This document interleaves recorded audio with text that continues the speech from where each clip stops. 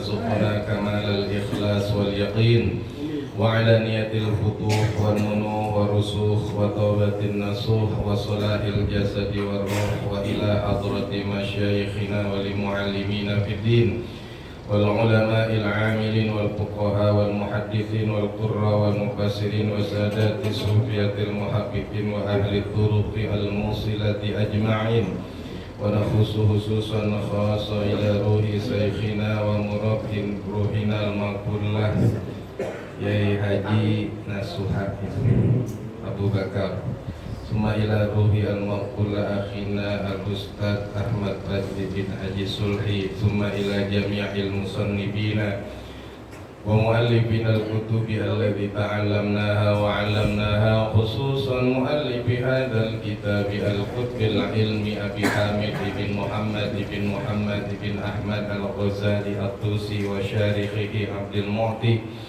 Muhammad Nawawi ibn Umar al-Jawi al-Bantani radhiyallahu anhum wa ila hadratin nabiyil mustafa rasulillah sayyidina Muhammad syai'ulillahi lana wa lahumul fatihah. A'udzu billahi minasy syaithanir rajim.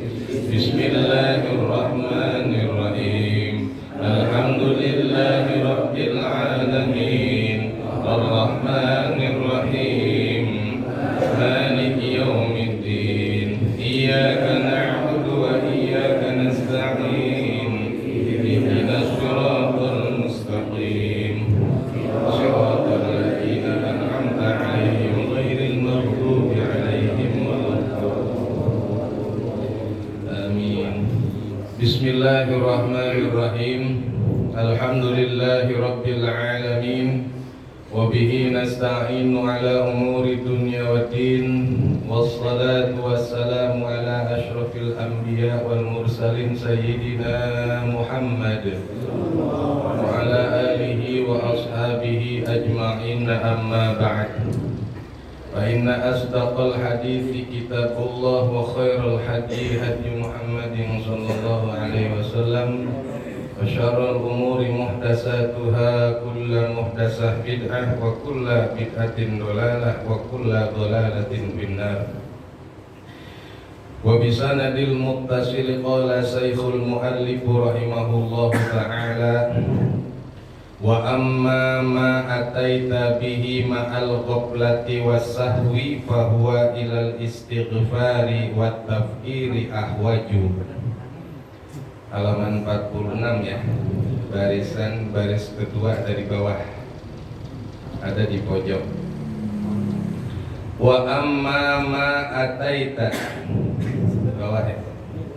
Wa amma ma ataita, dan adapun perkara ataita yang mendatangi engkau bihi dengannya, ataita yang mendatangi engkau bihi dengannya, ma'al ghaflati disertai lupa, wasahwi ma'al ghaflati disertai lalai, wasahwi dan lupa, bahwa maka adalah ia ilal istighfari kepada memohon ampun, watabkiri dan membayar kifarat, ahwaju adalah lebih dibutuhkan.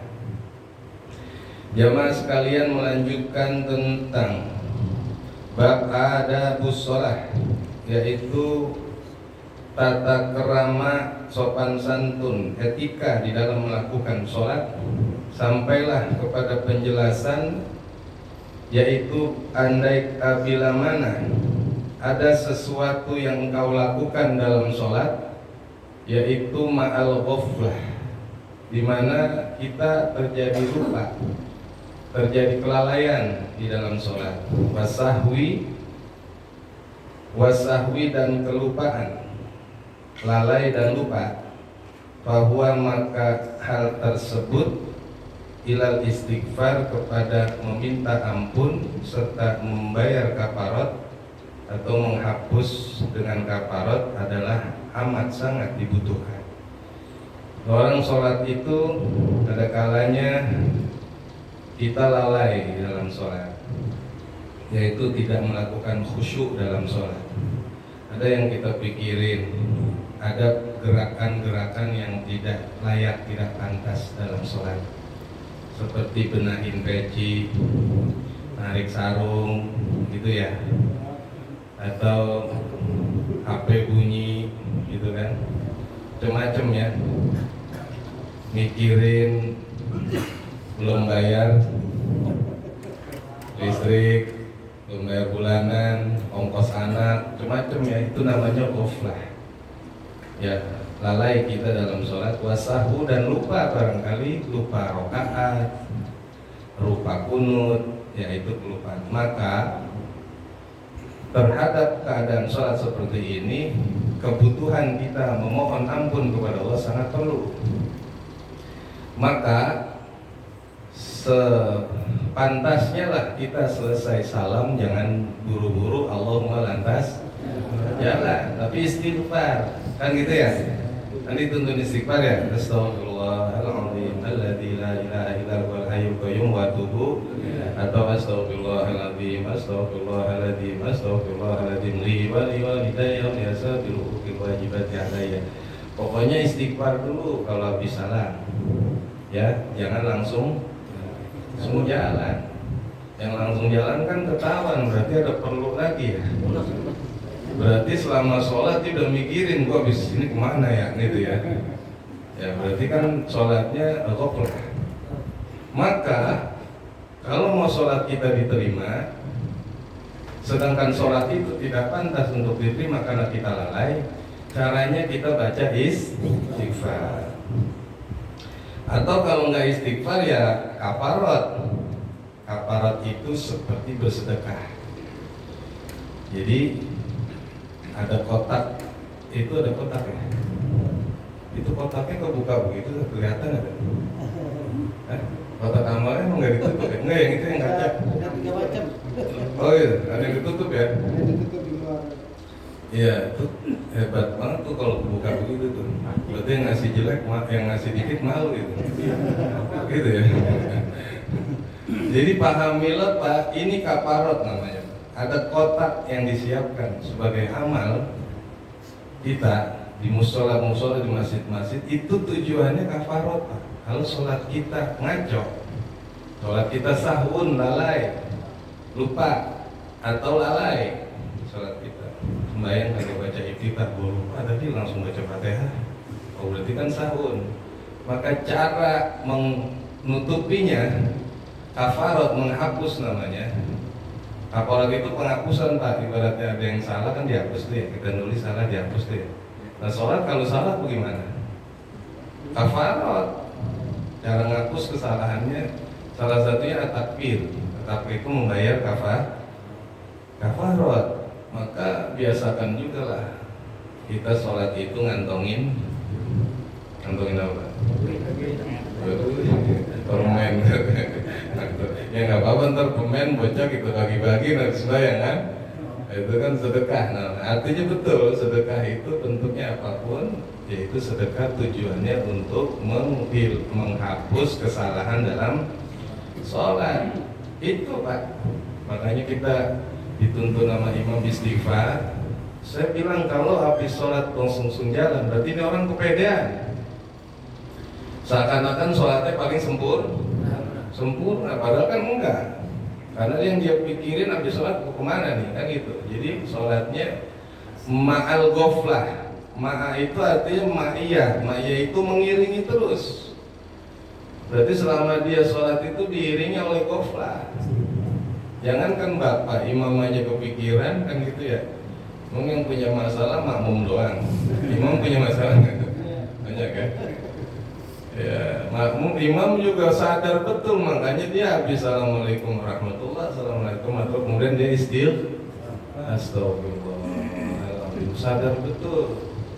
Karena kita sholat banyak lalai, nggak ada Pak di muka bumi ini sulit untuk menemukan khusyuk. Bahkan Sayyidina Ali kan juga begitu. Waktu ditawarin sama Nabi, kata Nabi, kamu kalau bisa khusyuk, saya mau pilih mana, sorban atau zirah. Zirah itu baju perang. Sayyidina Ali bilang, saya pilih sorban. Ya udah entar, yang penting sholat khusyuk dulu, baru boleh ambil sorban. Begitu di tengah sholat, Sayyidina Ali ngomong begini di hati, ngapa gua kagak ngambil baju perang aja ya? Terus Sayyidina Ali Pak, karamallahu wajah bin Abi Thalib, ponakannya Nabi, khalifah, apalagi kita Ali tukang ikan, kan ada Ali tukang ikan ya. Jadi artinya kesempurnaan sholat itu udah pasti agak jauh untuk dijangkau.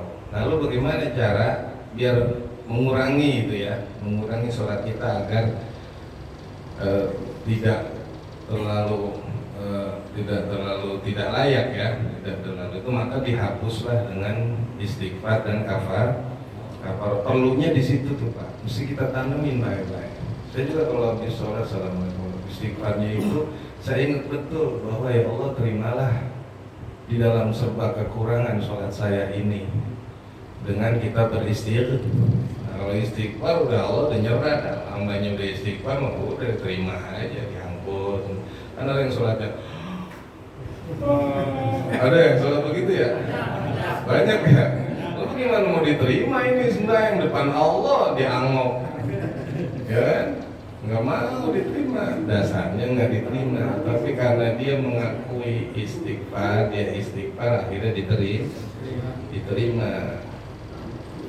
Fa'idha hadara, ya lanjut ya. Fa'idha hadara qalbuka, maka apabila telah berada hatimu, hati kita udah dalam keadaan sudah menghadirkan hati kita, menghadirkan sholat, sudah siap, fala tatrukil iqamah, maka jangan kau tinggal untuk berqomat.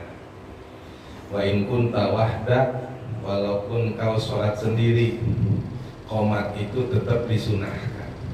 Jadi nggak apa-apa, walaupun kita sholat sendiri, kita qomat Allahu Akbar, karena qomat itu adalah iftitahus sholat, tanda kita mau mulai sholat itu qomat. Jadi kalau udah qomat mah udah jangan dilama-lamain Pak. Itu makna qomat adalah iftitahus sholat. Jadi sudah mau dimulai sholat, sehingga kalau udah qomat, si imam udah jangan lama-lama lagi. Masih ngobrol sama jamaah, jangan lupa jamaah nih. Habis ini kita muludan, ya, jangan pernah lupa nih ya, beseknya gede itu. Jangan lama-lama Pak. Sekedar untuk merapihkan, menyusun saf saja. Maka ketika menyusun saf pun imam hanya konsentrasi 2 baris Pak. Ketika 2 baris sudah rapi, udah takbiratul ihram. Enggak perlu yang di belakang-belakang mau ditunjuk-tunjuk. Mau yang mau ngapain mesti jangan. Jadi sebut sawu sufu fakum bainata sweta sufu atau sawu sufu kamwa istau waktadilu wasadul faraj. Itu konsentrasinya hanya 2 baris Pak. 2 saf itu udah rapi, udah takbiratul ihram. Urusan yang ketiga, yang keempat, yang kesononya itu mesti berantakan, biarin aja, sebab udah dikomat. Nah kecuali bapak ngerapihin dulu, udah rapi semuanya, ayo komat. Nah lain tuh. Ya kalau mau dirapihin semua, komatnya jangan dikomatin dulu. Itu begitu tuh. Jadi kalau kita lamain jadi makruh, habis komat masih lama banget nih, belum takbiratul ihram, maka menjadi makruh. Itu disebut kenapa iqamah itu iftitahus shalah, sebagai pembuka sholat, berarti sholat udah mau dijalanin ya. Jadi prinsipnya sekali lagi yang jadi imam dia merapikan saf, itu konsentrasi hanya pada 2 saf. Karena saf pertama kan shaful malaika, saf yang pertama itu jejeran para malaikat. Kalau satu udah rapi, otomatis yang belakang ini cukup. Jadi kita ngerapihin yang satu aja ini buat patokan. Nanti yang lain tinggal ngikutin. Kan gitu tuh. Jadi jangan jadi imam ngalah-ngalahin komandan upacara. Mau komandan upacara aja udah komandan regu kan? Betul ya? Komandan upacara kan ada yang regu-regu kelompok-kelompok ada masing-masing. Ini pegawai negeri, ini palanya komandannya kan gitu ya.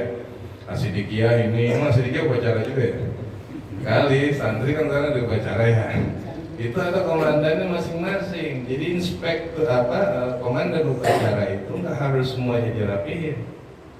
Sama dalam sholat gitu pun, ketika udah dikomatin, jangan lama menunda takbiratul ihram, sehingga nggak jadi makruh, ya nggak jadi makruh. Jadi kalau nggak ada iqomahnya gimana Ustaz? Jadi ada sholat kan yang nggak ada komatnya, sholat ada yang nggak ada azannya, ya azan sama komat nggak ada itu. Seperti sholat taraweh, kan nggak ada komatnya. Jadi jangan di sini sholat taraweh dia komat, kan nggak ada ya. Yang ada shollu sunnat tarawih kan gitu ya. Jamiah itu kalimatnya Pak, itu pengganti komat kan ya. Atau as-sholatu jamiah rahimakumullah, itu kalau nggak ada komatnya. Jadi kalau nggak ada komatnya gantinya as-sholatu jamiah. Nah artinya apa? Jangan kalau udah ada komat pakai as-sholatu jamiah juga. Kan ada tuh ya, sholat isya habis komat, imamnya ngomong as-sholatu jamiah, nggak ada itu. Berarti ini imam kurang piknik, kurang kopinya kurang banyak, embung, kurang jauh. Jadi kalau nggak ada komat, as-sholatu jamiah. Kalau udah as-sholatu jamiah, maka buru-buru pada berdiri. Jangan terawih gara-gara bukanya kepenuhan, apa aja dia telan sih. Akhirnya mau bangunnya, padahal udah as-sholatu sunnat tarawih jami'atar rahimakumullah kan gitu ya. Berarti udah bangun tuh. Nah, kalau iftitahus sholat, pengganti dari komat itu as-sholatu jami'ah. Kayak sholat jenazah tuh Pak, jangan dikomatin. Ya, sholat jenazah komat Allahu Akbar. Ntar jenazahnya bangun loh Pak. Ya, sholat jenazah itu nggak ada komat. Lalu pengganti komat buat mulain sholat bagaimana? Baik, nanti dimohonkan kepada Mukarram atau Ustaz Agung Abdurrahman untuk memimpin daripada pelaksanaan sholat jenazah. Doanya nanti Kiai Fulan gitu ya. Terus Ustaz Agung mau mulain bagaimana ngomongnya? Jangan disuruh komat orang kan. Komat. Ya, Allahu Akbar. Batangnya bangun. Jadi gantinya as-sholatu jami'ah rahimakumullah. Udah berarti itu mulain tuh. Jadi walaupun sholat sendiri pun jangan tinggal untuk komat. Wa inin tazorta, dan apabila menanti engkau hudura jama'atin, akan datangnya jamaah. Lain hal kalau kita mau sholatnya berjamaah, fa'adzin, maka azan. Azan tuh Pak, kalau emang kita mau ngumpulin orang untuk berjamaah. Makanya disinilah yang dikenal salah satu fungsi adzan adalah al-i'lan, mau diul jamaah. Azan itu adalah pemberitahuan akan tempat sholat berjamaah. Itu salah satu azan tuh. Ya, fungsinya azan itu memberitahukan akan tempat sholat. Kalau ada suara azan yang dicari, nih azan di mana nih ya? Kan dia cari tuh. Nggak taunya di rumah kontrakan lah. Di rumah kontrakan kalau ada azan ini gitu ya. Karena sholat sendiri itu nggak perlu pakai azan. Jadi sholat sendiri jangan azan, jangan komat. Sholat sendiri cuman komat.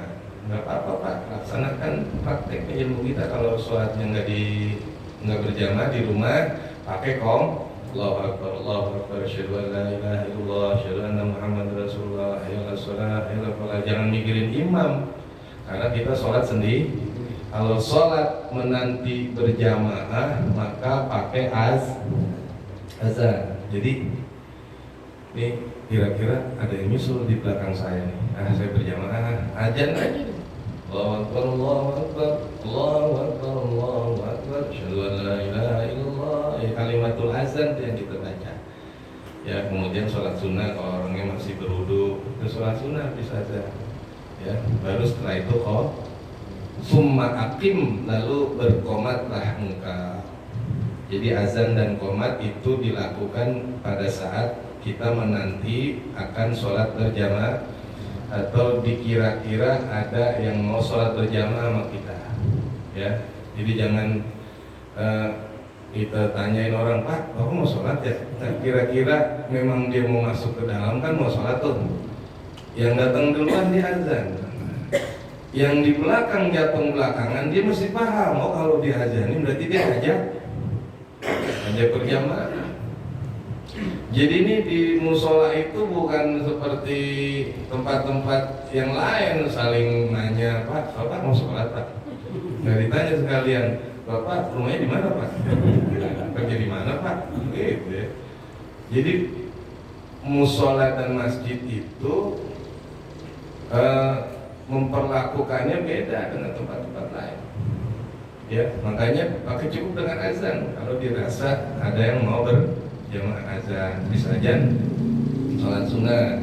Kalau misalkan memang dia tidak mau atau kesepakatan nggak pakai sholat sunnah ya nggak apa-apa, langsung sholat andai kata waktunya mudoya, waktunya udah sempit atau mereka ada keperluan lain, gitu kan, mau segera ya boleh nggak apa-apa, langsung habis azan fa'akim. Makanya di sini kan disebutkan fa'azin summa akim, azanlah engkau, lalu setelah itu azan langsung komat.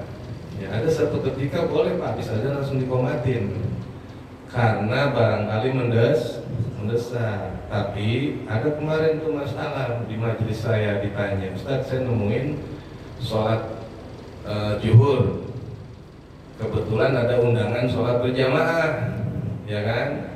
Habis aja langsung komat, model ini berarti nih, habis aja langsung komat. Saya bilang tidak lebih utama, jangan habis aja sholat qobliyah zuhur. Kenapa? Karena qobliyah zuhur itu kan sunnah muakkad. Sunnah apa? Sunnah muakkad. Artinya setiap kita itu diperintahkan Nabi jalankan qobliyah zuhur. Sedangkan sholat jenazah itu ada yang menyatakan hukumnya adalah fardu kifayah. Cukup kalau ada satu orang yang nyolatin selesai. Tapi kan belum tentu semua bisa sholat qobliyah. Makanya habis azan biar kata jenazah udah nyampe tetap sholat qobliyah dulu. Habis qobliyah qomat. Atau Jumat pun begitu Pak. Jumat habis azan qobliyah, habis qobliyah sholat Jumat, habis sholat Jumat baru langsung sholat jenazah. Jangan sholat badiyah. Tuh salah juga itu. Ada yang masalahnya qobliyah kagak dikerjain karena pengen sholat jenazah, begitu habis sholat zuhur atau habis sholat Jumat langsung badiyah. Salah juga ya. Jadi kalau habis sholat Jumat atau selesai sholat zuhur, jenazah udah ada di tempat, langsung sholat jenazah. Nanti ba'diyahnya setelah sholat jenazah, karena dikatakan dalam hadis idza wudi'atil janazah wahtamalaha ar-rijalu ala a'naqihim fa in kana shalihatan qalat qaddimuni. Jadi apabila keranda kurung batang udah ada di depan, gitu kan, namanya wudi'atil janazah. Jenazah udah ditaruh di kurung batang, maka segera untuk dipanggul, berarti disegerakan. Pain kanat solihatan, kalau jenazah itu baik, maka dia akan bilang qaddimuni, buruan, saya pengen cepet nyampe. Berarti kan jenazah minta disegerakan. Makanya habis sholat zuhur jangan sholat ba'diyah dulu Pak, langsung gotong ke jenazahnya, taruh di depan, langsung kita sholatin. Karena dia pengen dulu, apalagi matinya Jumat. Mati Jumat cakep nggak Pak? Kalau Bapak nyolatin jenazah habis Jumat, jamaah suruh ba'diyah dulu, bubar. Bener nggak? Makanya langsung aja nanti selesai sholat Jumat dimohonkan untuk keikhlasannya mensolatkan saudara kita yang jenazahnya sudah ada di tempat. Oh, benar. Orang yang matinya Jumat cakep Pak. Nggak diragukan lagi lah, saka nggak diragukan. Jangan ngomong begini lah, nanti tukang adu ayam. Yang mati banyak utangnya. Nah itulah kelebihan kekuasaan ketetapan Allah Pak, nggak bisa nggeser. Biar kata urusan utang ya urusan dia, tapi kemuliaan dia mati di hari Jumat ada fadilahnya sendiri, ada posisi sendiri. Ya, bagaimana Pak? Bapak pengen hari apa? Kalau pengen hari Jumat, maka kata Nabi yamutul mar'u ala ma'asya alai, orang itu mati tergantung kebiasaannya. Kalau dia cinta sama hari Jumat, yasinan, ratiban saja hari Jumat Pak, jangan nonton bioskop malam Jumat, nonton bioskop malam Jumat orkes lagi, waduh kacau ya. Malam Jumat itu khusus untuk kita kirim Yasin tahlil Yasin biasa itu Pak. Ntar matinya nggak jauh-jauh itu begitu Pak. Halo ngomong udah ada yang dekat belum ya? Pak, kalau udah mulai rasa-rasa deketin tempat-tempat baik biar kita di situ ntar diambilnya. Jangan deket rawan udah dirawat mulu ngik nafasnya begitu masih mancing aja. Lu hati-hati lo, gitu tuh digotong lempang lo. Kacau itu, gimana ya orang matinya digotong di empang. Aduh ya. Jadi ala ma'asa alaih. Dikatakan oleh Nabi seorang itu meninggal dunia nggak jauh dari kebiasaannya. Fa'in aqomta, lanjut ya. Fa'idha aqomta, maka apabila telah beriqomah kamu udah qomat, fanwi, maka berniatlah engkau, wakul biqalbika, dan sebutlah di dalam hati. Berarti bahasa hati nih, karena tempatnya niat ada di, udah bener nih. Lalu di dalam hati itu apa yang kita sebutkan? Uaddi fardhu zuhri lillahi ta'ala, saya menjalankan sholat zuhur, sholat fardu zuhur. Nah, jadi itu Pak, kode bahwa seseorang niatnya itu dalam melaksanakan sholat wajib kalau dia sendiri itu cukup 3 Pak, yaitu al-qasdu. Qasdu itu adalah kesengajaan, kemudian al-fardiyatu menyebutkan fardo, kemudian at-ta'yin menyebutkan jenis sholat. Berarti begini, usolli fardol isya, itu yang diajarkan sama kiai kita, itu yang paling simple untuk menghadirkan niat dalam sholat di hati kita, berbarengan dengan takbiratul ihram. Ya, kita lanjutin dikit. Wal yakun zalika hadiran, dan jadikanlah hal itu, berarti uaddi fardhu zuhri lillahi ta'ala, hadiran yaitu berada, fi qalbika di dalam hatimu, inda takbirika di saat takbirmu.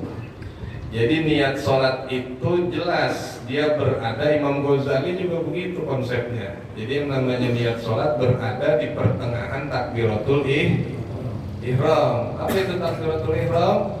Yaitu ucapan Allahu Akbar, itu takbiratul ihram.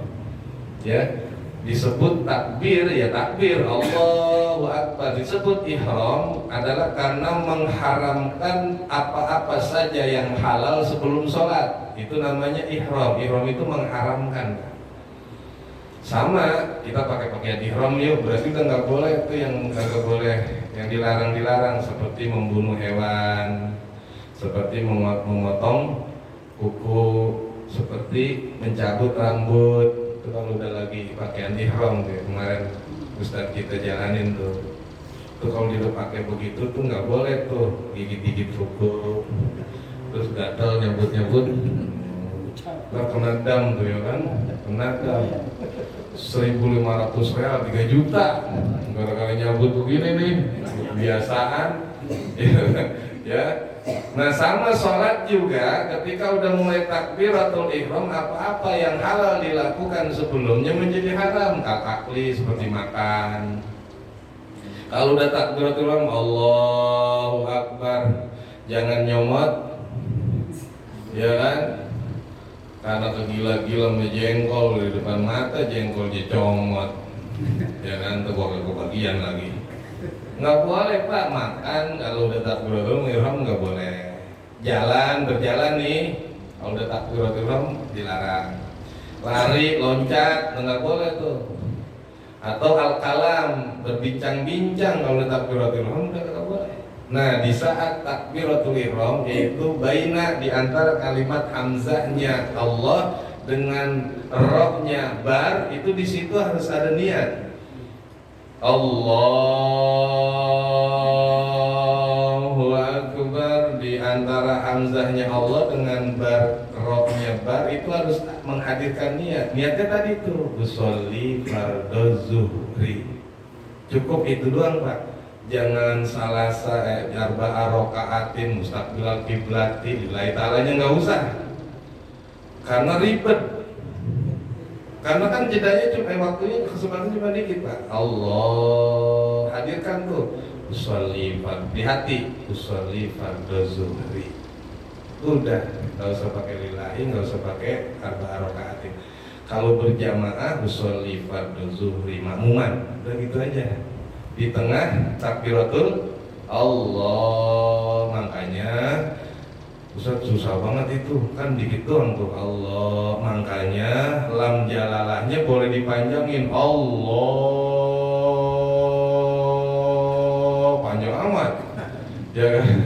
Itu sampai 1 alifatin kata ulama tajwid, sampai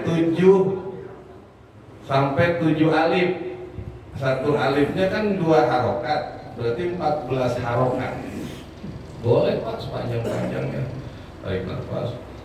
Usolli Allah.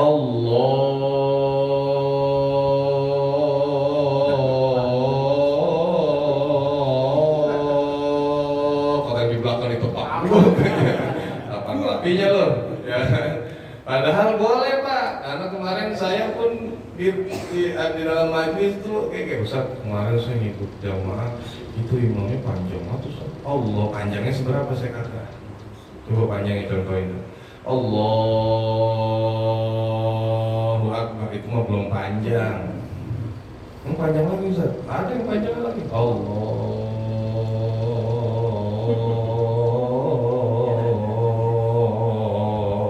ya, kalau begitu mah saya pulang dah Ustaz. Rapi-rapi. Itu bagaimana baca Fatihahnya, takbirnya juga panjang banget. Paling panjang 7 alif. Lebih dari 7 alif nggak sah. Tapi kan itu panjang. Boleh Pak jadi panjang banget juga masih boleh 7 alif. Yang kagak boleh pendek. Allahu Akbar. Allahu Akbar. Nah itu yang kagak boleh tuh Pak. Biasanya sholat apa yang begitu?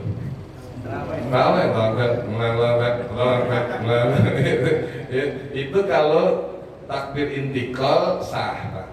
Takbir intikal itu takbir untuk perubahan rukun. Allahu Akbar, Allahu Akbar, Allahu Akbar, Allahu Akbar, Allahu Akbar. Gak apa-apa. Tapi kalau takbiratul ihram, Allahu Akbar, kagak sah Pak. Bilangin sama orang. Ya. Karena nggak membaca mad lafaz Allah lam jalala itu ada madnya, itu bukan qasr ya, bukan pendek tapi panjang. Allah sekurang-kurangnya mad tabi'i. Allahu Akbar tersisa tapi Allahu Akbar. Nah lu ulangin tuh, balikin, colek main belakang. Mam. balik imam. Tepat aja daripada kagak sah itu sholat. Itu ada cara Pak dalam takbiratul ihram. Lebih kurang ada 7 syarat takbiratul ihram, yaitu jangan syarat sahnya yang kagak sah ada 7, yaitu memanjangkan lafaz hamzah pada lafaz Allah. Allah. Kalau ada orang takbiratul ihram Allah pakai jengayun, berarti kan panjang hamzahnya tuh, itu nggak sah. Atau Allahu Akbar, ya kagak sah. Allahu Akbar, kagak sah. Allahu Akbar, ada kan yang dengeran gitu. Allahu Akbar, Allahu Akbar. Berarti ada wawunya itu dia. Ada juga Allahu Akbar. Jadi hu-nya dia baca madsilah qasirah, madsilah tawilah. Padahal itu bukan hak domir. Kalau yang dibaca madsilah tawilah atau qasirah hanya hak domir, seperti bihi, lahu, anhu maluhu wa ma kasab, itu hanya hak domir. Tapi kalau Allah itu bukan hak domir, itu nama ilahun asalnya. Kemudian kemasukan alif lam iltiqai sakinaini faqulibat, ya kan di iklal itu jadinya Allah. Asalnya tuh alif lam sama lahu sama ilahun. Jadi haknya itu hak asli. Allahu Akbar, hunya itu nama Allah, ilahun asalnya. Bukan hak domir, dan Allahu Akbar, bubar terus main. Tepok lagi, mam, mam lagi, ulang, ya gitu. Pulang imam, takbirnya salah. Jadi ada ketentuan beberapa syarat-syarat dalam takbiratul. Nah, di tengah-tengah takbiratul ihram hadirkan niat. Siapa yang tidak menghadirkan niat pada saat takbiratul ihram, berarti kata Imam Syafi'i itu sholatnya nggak sah. Karena syarat niatnya nggak tercukupi. Niat itu adalah muqtarinan bi fi'li, harus disertai dengan perbuatan. Perbuatan sholat adalah berdiri, takbiratul ihram. Takbiratul ihram rukun itu. Maka niat harus disertai dengan awal sholat. Awal sholat itu takbiratul Allah. Makanya niat itu harus ada di tengah-tengah itu. Sederhana Pak, gampang, agak repot. Makanya cuma 3. Usolli fardu apa nih sholatnya? Sore pada subhi, itu doa. Kalau Bapak menjadi makmum berarti usolli fardu subhi makmuman. Gitu. Waktu takbiratul Allahu Akbar, di tengah itu tuh ada niat usolli fardu subhi makmuman. Ya. Begitu kata Imam Syafi'i. Kalau sholat itu gimana biasanya ya? Usolli fardu subhi Allah, kan gitu ya. Berarti qoblal fi'li namanya. Itu nggak dihitung niat Pak. Nggak dihitung niat, itu adanya di dalam. Kalau begitu kita nggak perlu ngucap. Perlu ngucapnya mah usolli fardu subhi, itu tetap jangan ditinggal Pak. Walaupun itu belum dihitung niat. Kenapa? Karena perlu kita ngucap agar supaya istihdorul qalbi. Kalau kita ngucap, hati kita ketolong, namanya liyu'ayna lisanul qalba, agar supaya lidah ini bisa nolong hati. Ada orang berdalih begini, Ustaz, saya mah dari rumah aja udah niat. Dari rumah nih kita pakai baju, pakai peci kan berarti udah niat. Iya, saya kata kalau kagak ada yang negor. Kalau ada yang negor di jalanan, woi, jadi apa kagak? Jadi dong, ntar habis mayang ya, hilang tuh. Betul kan?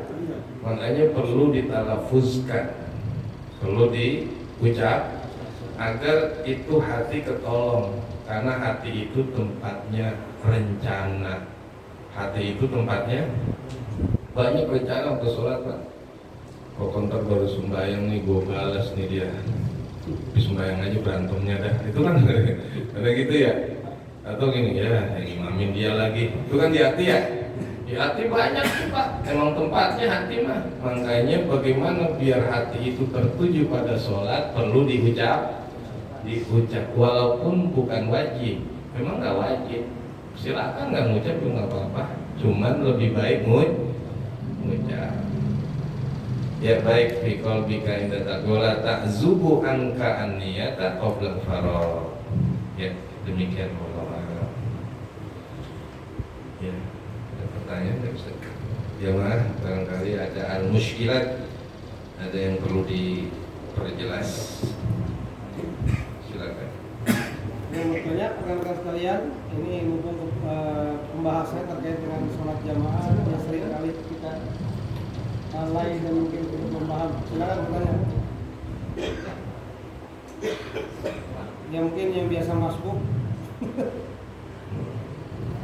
Ayo. Nggak ada, aman ya?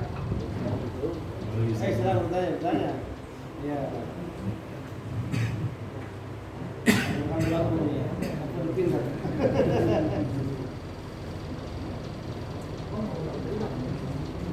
Kait niat mungkin. Nggak ada bertanya? Bertanya nih. Ya. Ya, mari silakan.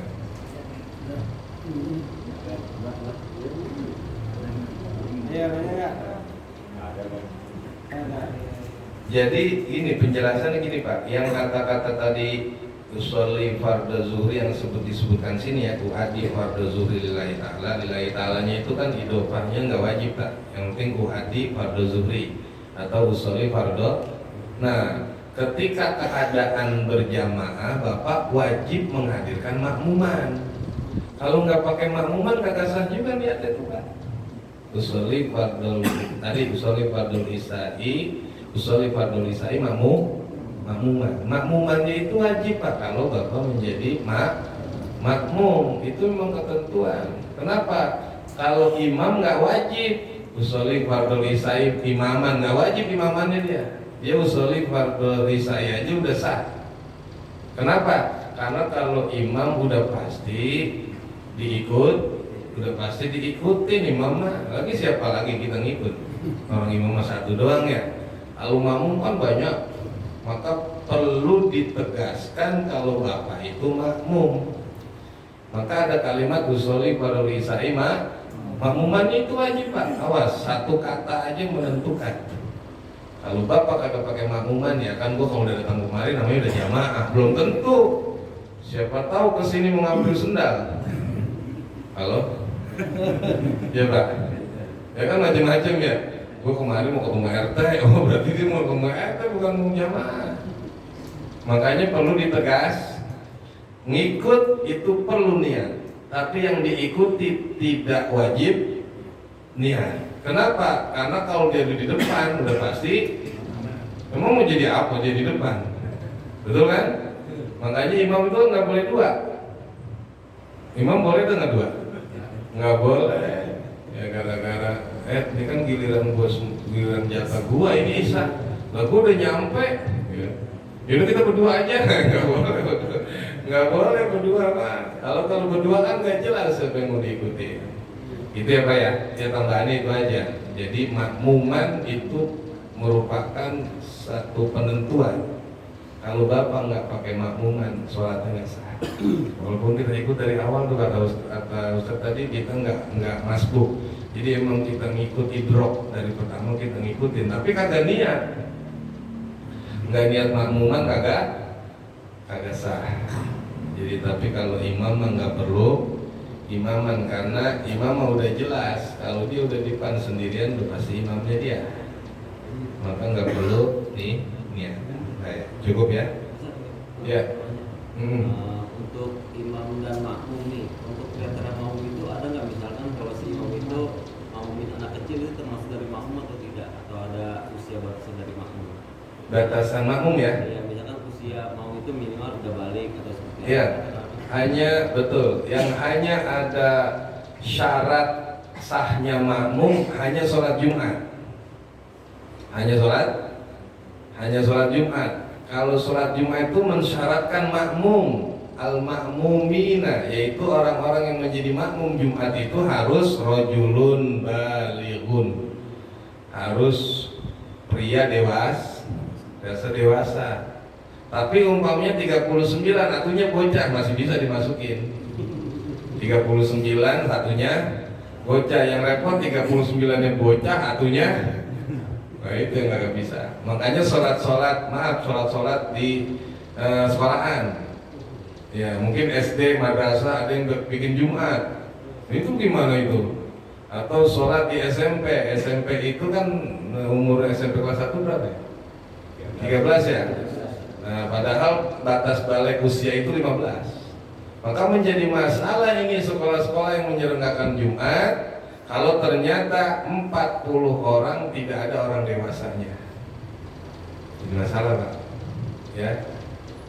Jadi mendingan kalau saya sholat zuhur berjamaah aja disuruh, jangan sholat Jumat. Kalau sholat Jumat ada syarat makmumin tadi itu, yaitu ada 40 rijalun, yaitu orang laki-laki dewasa,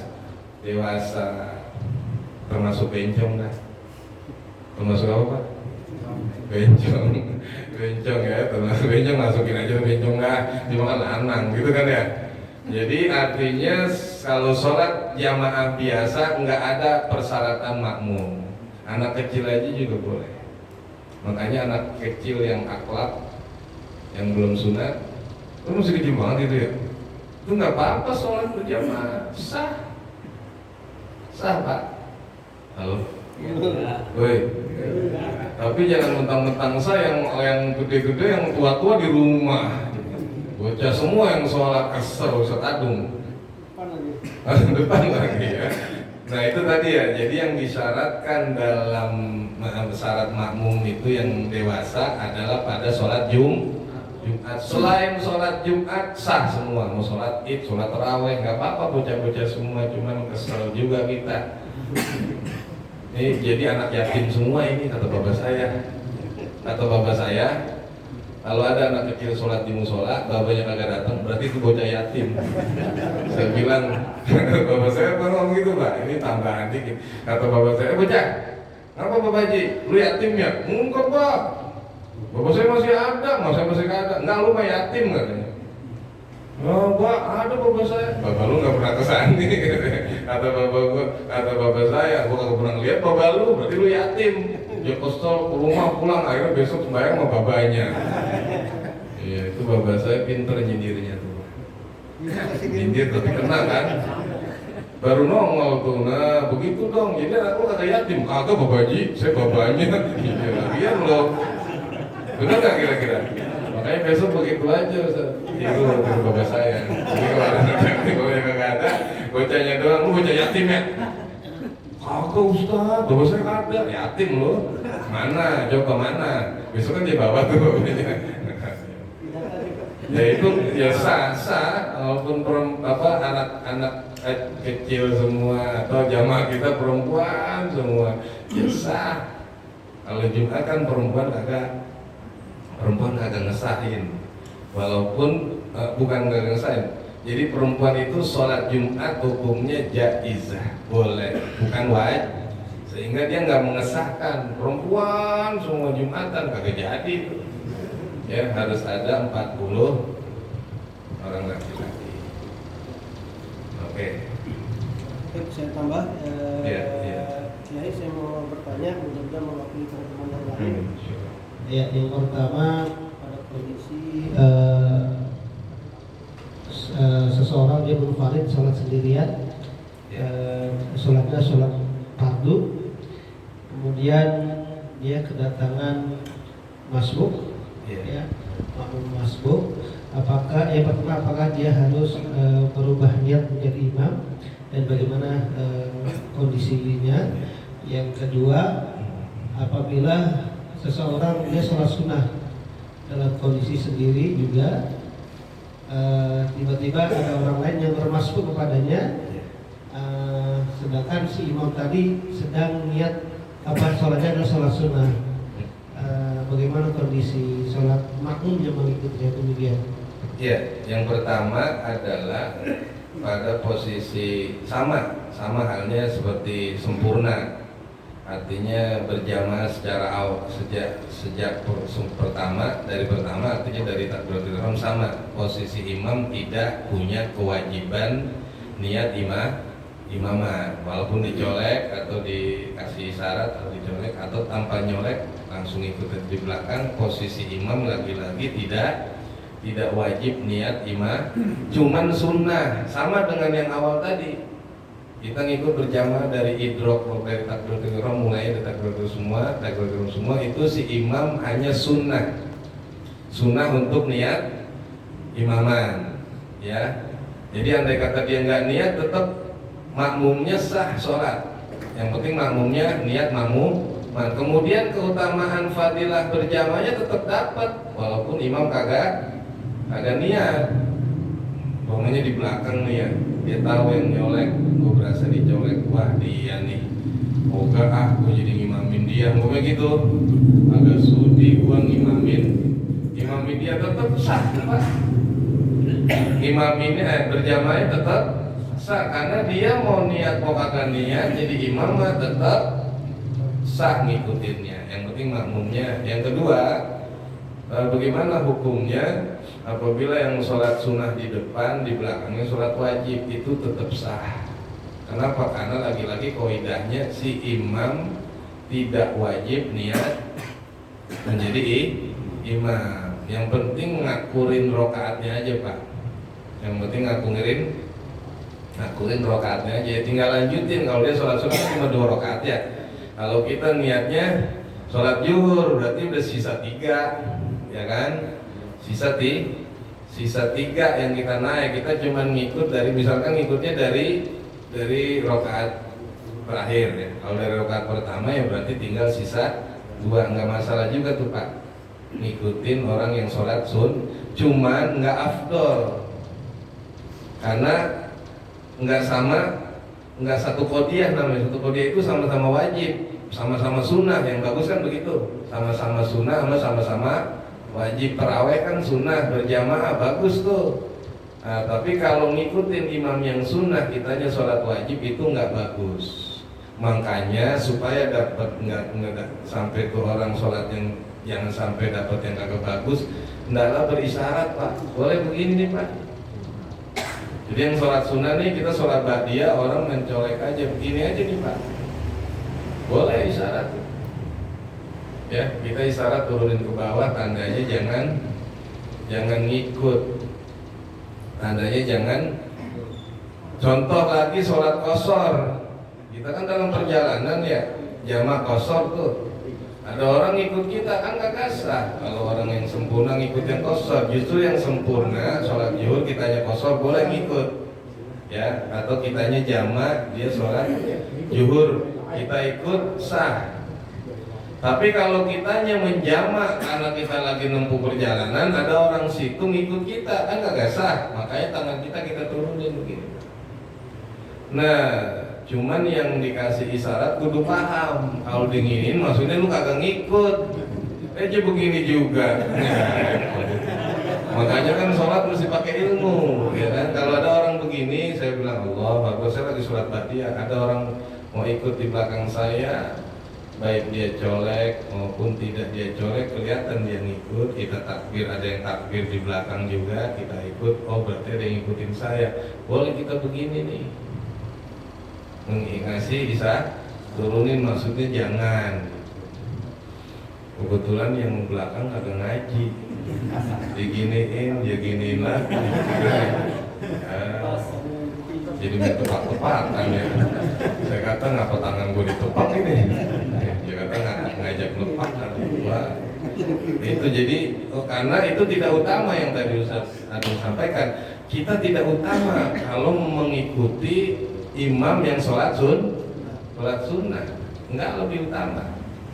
Ya, walaupun sah, tapi enggak lebih utama. Makanya kita yang lagi sholat sunnah hendaklah berisyarat, biar dia sholatnya lebih bagus daripada ngikut kita, karena kita sholat sunnah. Ya. Baik, cukup Pak.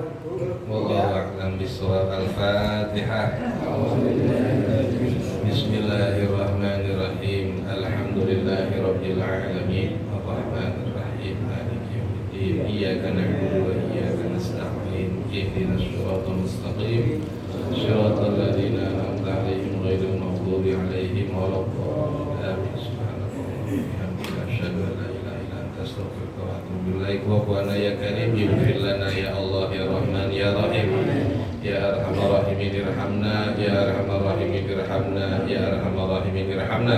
Allahumma inna nas'aluka bihaqqil fatihatil mu'azzamati wa sab'il mathani an tamtaha lana bi kulli khair wa anta tafaddala alaina bi kulli khair wa anta ja'alana min ahlil ilmi wa ahlil khair wa antu amilana ya Allah ya Allah ya Allah ya maulana muamalataka li ahlil khair. Allahumma aqnina bil ilmi wa zayyina bil hilmi wa akrimna bit taqwa jamilna bil afiyah dawahum biha subhanakallahumma wa tahiyatum biha salam wa akhiru da'wahum alhamdulillahi rabbil alamin.